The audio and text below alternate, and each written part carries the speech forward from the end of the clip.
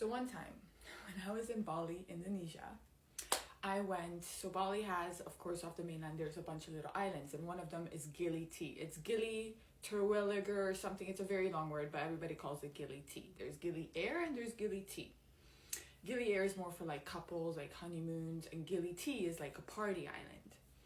This island is about, to walk from point A to point B, 30 minutes it would take you to walk around it. It's a very, very tiny island with no banks, with no fire department, no police. It only has hostels, there's a mosque there, restaurants, on the beach and everything.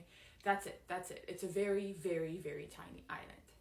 So anyway, so I got to the island, and one night I was just going out partying, of course. I was solo traveling. Okay, I was backpacking. So I was staying at this hostel, and I was going to this bar, and I was wearing a dress, and I had this purse, this really tiny purse, right? And I didn't have any credit cards, nothing. I just had a debit card. And I had some of their money, but it was like nothing. It was maybe like $5-10. It wasn't anything. Everything was on my debit card. They did have ATMs on the island though. That, you need to know that. So anyways, so I'm on this island and I'm partying. We were doing beer pong and I had my purse and I was partying, dancing, went like from one club to another bar. Anyways, in the morning, I'm walking back to my hostel. It's like probably 8 in the morning or 9. I don't really remember. This was years ago, right? And I get back, and it's a beautiful sunny day. It's gorgeous. And people are like cleaning that, and the people that live there. Anyway, I get back to my hostel, and I look in my purse because I'm trying to take things out. I had a bunch of like some of their money out. I was taking things out of there, and I'm like, oh, where's my debit card? And this bag is like yay big. There's no pockets in it. It's just one little pocket. Like, that's it. And I realized that when I looked at it, it wasn't closed. It was open. So what did I do? I was partying, jumping up and down. It fallen out because I was smoking. So I had a pack of cigarettes there. So probably when I took out a pack of cigarettes, my debit card fell out somewhere along with the pack of cigarettes. So, of course, panic mode starts to happen. I'm like, that's the only money. There's no banks on this place. I don't have a way of getting back to the mainland. I think I was leaving like in a couple of days. My hostel was paid for already, so that was good.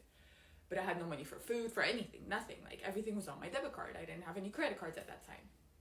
So, of course, panic mode. Holy shit. So, of course, as soon as I came back in, I went out and started going every single bar that I've been to. Every single bar. I started going to this bar, that bar. Looking, asking the people that were cleaning there. I'm like, hey, did you find the debit card? Did you find the debit card? Everywhere. Of course, I checked my bank. Nobody took out money. People in Bali, if you know, they believe in karma.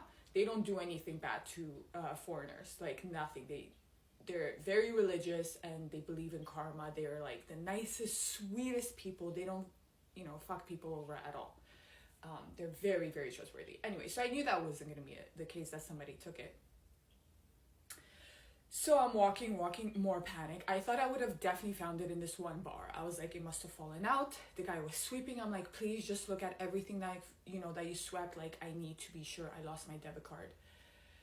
Couldn't find it. So what would you guys do in this situation? If you were in this situation, couldn't find my debit card, you're on some island, nobody can transfer you money from back home because there's no banks.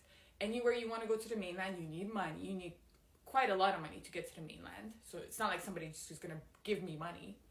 So what would you guys do in this situation if you were in my shoes? I'll give you a few seconds to think about it, and I'll tell you what I did.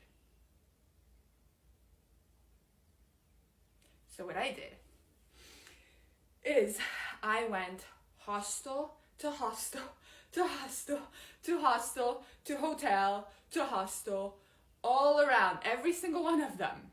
Asked if there was any Canadian people staying there, because when you sign in, you write what country you're from. And I told them why. I'm like, listen, I lost my debit card. If there's a Canadian person staying there, guess what I could do? An e-transfer. I could do an e-transfer. They could take the money out of the ATMs there and give it to me.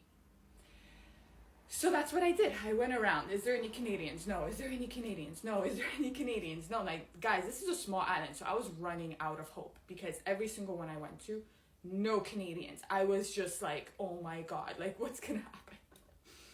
Finally, I get to one hostel and she's like, yes, we have 2 girls. And so I went knocking on the door with her, nobody there. So I was like, can I leave them a note? So I left them a note, detailed, explaining exactly what happened. And that I will be coming back, because obviously I don't have a phone, I'm in Indonesia, that I will be coming back later on at this time. So if they could just be there, you know, to help me out or whatever. So I go back and I knock on the door and this girl answers. They thought it was like not a prank, but like, you know, I was trying to scam them. They thought it was a scam. So I go there and I talk to one of the girls. I tell her, oh my God, you're Canadian. This is what happened to me. So yeah, it worked out. They were like, oh my God. And they were also from Alberta, which I lived in Alberta. And I was like, that's so cool. So anyway, so yeah, I did an e-transfer and then we walked to the ATM and they became my friends on the island after that for the last couple of days.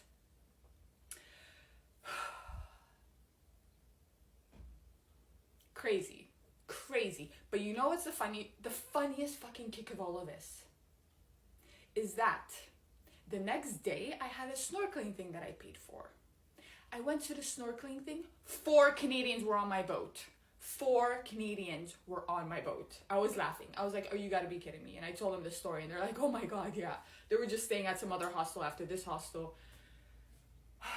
What? That was crazy, guys. That was the scariest, well, not really the scariest things I've been through when I went to Southeast Asia, but it's definitely, yeah, so don't do that. Bring credit cards, bring other debit cards. I don't know, just bring more stuff in case something like this happens to you.